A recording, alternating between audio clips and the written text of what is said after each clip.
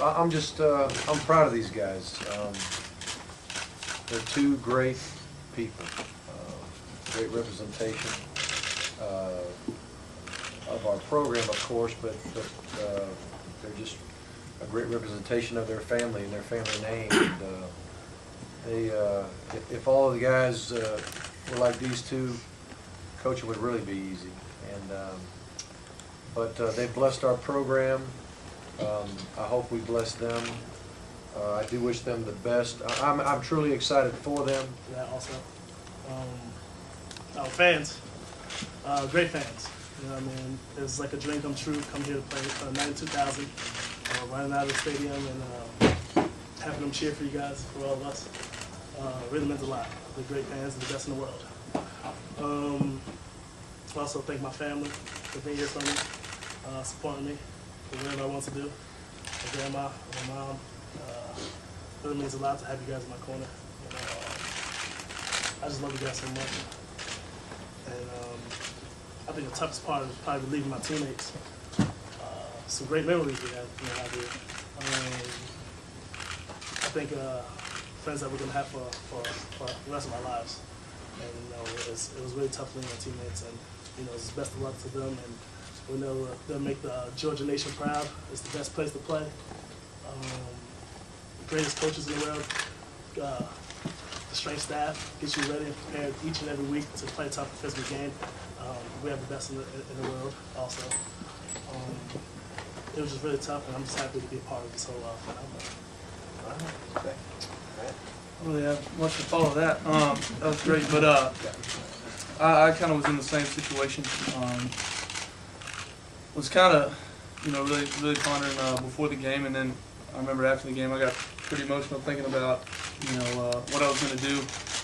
It was a tough decision for me, but I'm also going to go to the NFL and see what that has for me. It's like Knowshon, been a lifelong dream for me, and something hopefully I'll be able to realize this year. And it's been an amazing run here. I've had an outstanding time here at Georgia.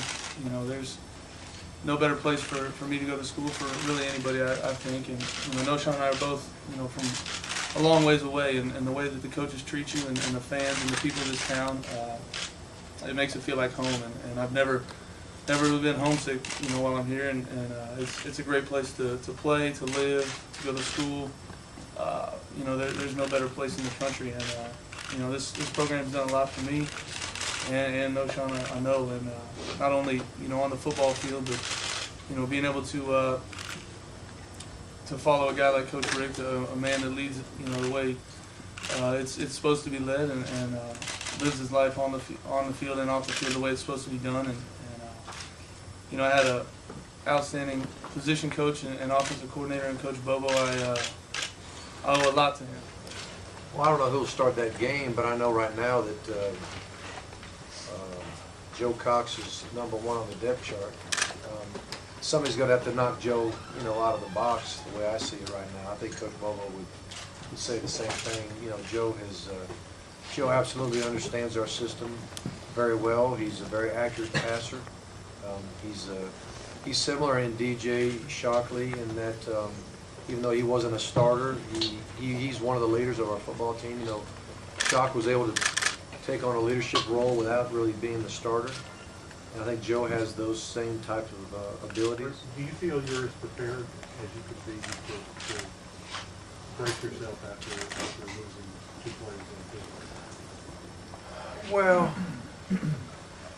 even before the season started, those questions were coming up, and so you're always recruiting well ahead of guys leaving. You hope you are. You hope you don't wait till a great running back leaves, then all of a sudden you sign another one, and then you hope he starts as a true freshman. You're always trying to get far enough ahead of the game where if an injury happens or if a guy leaves early, that you're in good shape.